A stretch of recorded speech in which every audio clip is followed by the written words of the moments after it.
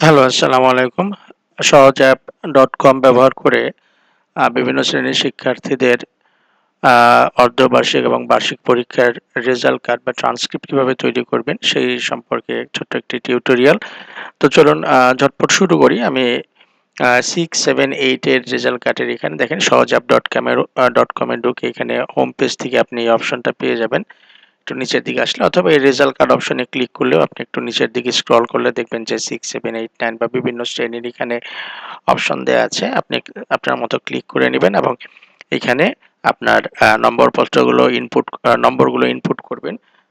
আমরা অর্ধবার্ষিক পরীক্ষার জন্য আ এবং বার্ষিক পরীক্ষার জন্য আলাদা, আলাদা দুটো সেকশন ভাগ করা আছে এবং আপনি যদি এই জিরোগুলোকে সরিয়ে দেন তাহলে ম্যাক্সিমাম কত নম্বর এখানে ইনপুট করতে পারবেন সেটা কিন্তু এখানে দেখাচ্ছে। আমরা বেসিক্যালি শিক্ষা প্রতিষ্ঠানগুলোতে টিউটোরিয়ালে একটা পরীক্ষা রেখে থাকি। সেক্ষেত্রে আমরা ম্যাক্সিমাম প্রতিষ্ঠানে টিউটোরিয়াল পরীক্ষা ৫০ নম্বরের নিয়ে থাকি। তো এই ফরম্যাটটা ওইভাবেই করা হয়েছে এবং বার্ষিক পরীক্ষা আ অর্ধবার্ষিক এবং বার্ষিক পরীক্ষা ১০০ নম্বরের। তো দেখতেই পাচ্ছেন ম্যাক্সিমাম এখানে উল্লেখ করা আছে।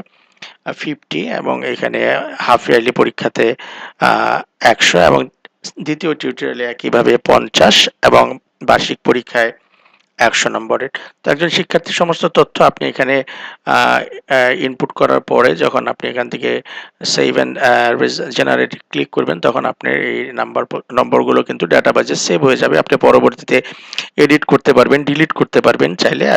এর জন্য আপনাকে যেটি করতে হবে ছোট্ট এই ইউনিক আইডিটি সেভ করে রাখতে হবে। অথবা আপনি যদি পিডিএফ আকারে সেভ করে রাখেন তাহলে এই ইউনিক আইডিটি সহই এটা আপনার সেভ হয়ে যাবে আপনার কম্পিউটারে। সেক্ষেত্রে এই ইউনিক আইডিগুলি আলাদা করে লেখার দরকার নেই। তো চলুন আমরা শুরু করি। এই নির্দেশনাগুলো একটু দেখে নিবেন তাহলে আরো সুবিধা হবে আপনাদের জন্য। তো আমি এখানে আপনাদের সময় বাঁচানোর জন্য নাম্বার ইনপুট করিয়ে রাখছি। আ এখানে এই নাম্বারটা ইনপুট করা হয় নাই। গার্হস্থ্য, হোম সায়েন্স এবং এগ্রিকালচার। সেক্ষেত্রে আমরা জানি যে এই এই এই গার্হস্থ্য এবং কৃষি শিক্ষার জন্য কোনো টিউটোরিয়াল পরীক্ষা নেয়ার যে বর্তমান পদ্ধতি তাতে ব্যবস্থা নেই। এটার হচ্ছে পুরো ৫০ নম্বরের এবং ৫০ নম্বরের ধারাবাহিক মূল্যায়নের মাধ্যমে নিতে বলা হয়েছে। এইজন্য এটার টিউটোরিয়ালের যে কলামটা আছে সেটা আমরা ডিসেবল করে দিছি এবং এখানে ম্যাক্সিমাম দেখতে পাচ্ছেন ৫০ নাম্বারের পরীক্ষা। আমরা হয়তো জাস্ট আমরা এখানে অর্ধবার্ষিক পরীক্ষার একটি ডেমো রেজাল্ট কার্ড তৈরি করতেছি। তো আমাদের নাম্বার ইনপুট দেওয়া শেষ।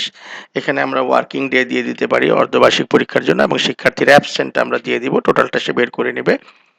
সেভ দিলে দেখেন এখানে দেখাচ্ছে যে ভ্যালু ২৫ যেহেতু বাংলা দ্বিতীয় পত্রের ম্যাক্সিমাম হচ্ছে ৫০ নম্বরের পরীক্ষা নেওয়া যাবে অর্ধবার্ষিক এবং বার্ষিক পরীক্ষায় সেক্ষেত্রে টিউটোরিয়াল আমরা অর্ধেক করে দিয়েছি যেহেতু 100 মার্কসেরটা ৫০ আর যেহেতু এটা ফুল মার্কস ৫০ বাংলা দ্বিতীয় ইংরেজি দ্বিতীয় আইসিটি এটা টিউটোরিয়াল আমরা ২৫-এ রেখেছি এই জন্য আমরা বেশি ২৫-এর বেশি দিলে সেটা সে অ্যাকসেপ্ট করতেছে না তো আমরা বাংলা দ্বিতীয় পত্রে এখানে ২০ নম্বর দিয়ে দিলাম এখন দেখি রেজাল্ট জেনারেট হয় কিনা দেখুন রেজাল্টটা জেনারেট হয়ে গেছে এবং আপনার এখানে কিন্তু এই শিক্ষার্থীর ইউনিক আইডিটা দেখাচ্ছে আপনি এটা কোনো একটা আপনার কম্পিউটারে বা ডায়েরিতে বা ব্যক্তিগত কোনো জায়গায় লিখে রাখতে পারেন অথবা আপনি নিচের থেকে এসে যখন এটাকে প্রিন্ট করবেন প্রিন্ট করার সময় সেই ব্যাচ প্রিন্টে যদি দেন তাহলে হচ্ছে গিয়ে আপনার এই ইউনিক আইডিটা সহ এটা সেভ হবে কিন্তু আমরা যখন প্রিন্ট করতেছি তখন কিন্তু আমি আপনাদেরকে একটু দেখাই তাহলে বুঝতে পারবেন এটা আমরা সেভ করে নিলাম সেভ করে ওপেন করলাম ওপেন করার পরে দেখা যাচ্ছে কি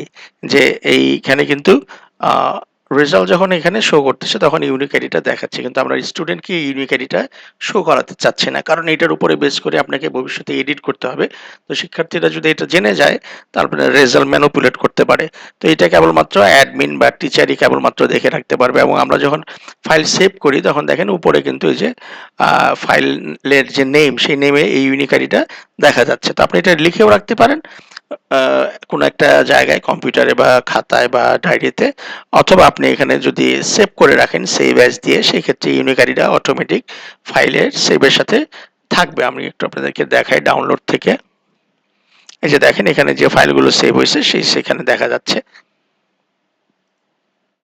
তো আমরা যদি এটাকে এই হচ্ছে আপনার পূর্ণ রেজাল্ট কার্ড এবং এখানে ক্যালকুলেশন চলে আসছে, কিন্তু এই ক্যালকুলেশন গুলো থাকবে না। এখানে এফ গ্রেড দেখাচ্ছে, এগুলো হচ্ছে কারণ আমাদের বার্ষিক পরীক্ষা এখনো নেওয়া হয় নাই। এই ক্যালকুলেশনটা হবে টোটাল অর্ধবার্ষিক এবং বার্ষিক পরীক্ষার উপর ভিত্তি করে। এই ক্যালকুলেশন গুলো ডিসেবল করে দেওয়া হবে, সেটা হচ্ছে বার্ষিক পরীক্ষার সময় আবার এনেবল করে দেওয়া হবে। এখন শুধুমাত্র অর্ধবার্ষিক পরীক্ষা আপনি যদি রেজাল্ট জেনারেট করতে চান, শিক্ষার্থী কেবলমাত্র তার নম্বরগুলোকে দেখতে পারবে।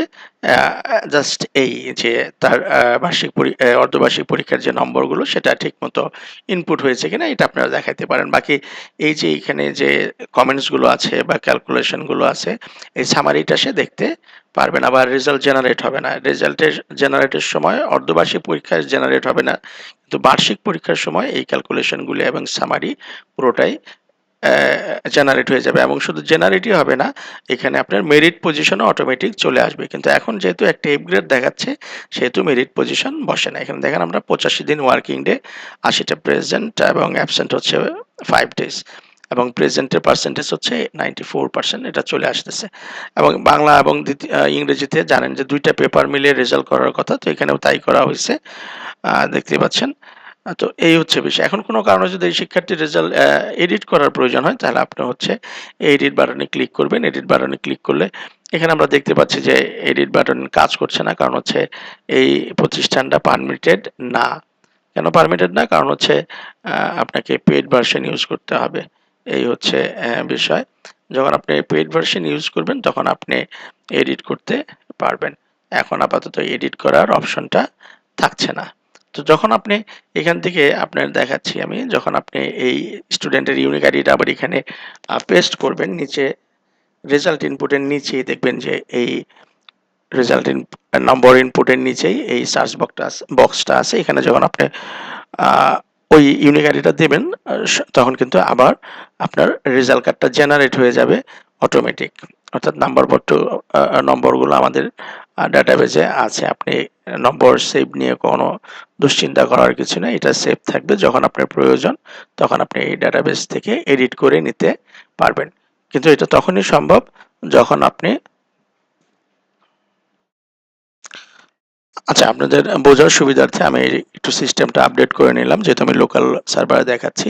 তো আমরা যদি এখানে আবার পেস্ট করি আমাদের ইটা ইউনিক আইডিটা এই শিক্ষার্থীর, পেস্ট করলে রেজাল্ট এখানে দেখেন জেনারেট হয়ে গেছে। এখন আমরা যদি এডিটে ক্লিক করি, দেখেন এডিট অপশনটা এখন এনেবল করা হয়েছে, নিচে কিন্তু নম্বরগুলি চলে আসছে। কোনো কারণে আপনার যদি ভুল ত্রুটি হয়ে থাকে আপনি এডিট করতে পারবেন। যেমন আমরা একটু এডিট করে দেখি যে এই শিক্ষার্থী ইংরেজি প্রথম পত্রে 33-এর জায়গায় হবে 43। এখন এবং আমরা একটা এফ গ্রেড দেখছিলাম, সেটা হচ্ছে এই যে এইখানটায়, সেটা হচ্ছে সায়েন্সে 25 এবং 65 পেয়েছে। এইটাকে আমরা যদি একটু আপডেট করে নেই বোঝার সুবিধার্থে, যেমন এটাকে আমরা 40 করে দিলাম। এখন যদি আপডেট দিয়ে দেখুন, এখন কিন্তু এফ গ্রেড চলে গেছে।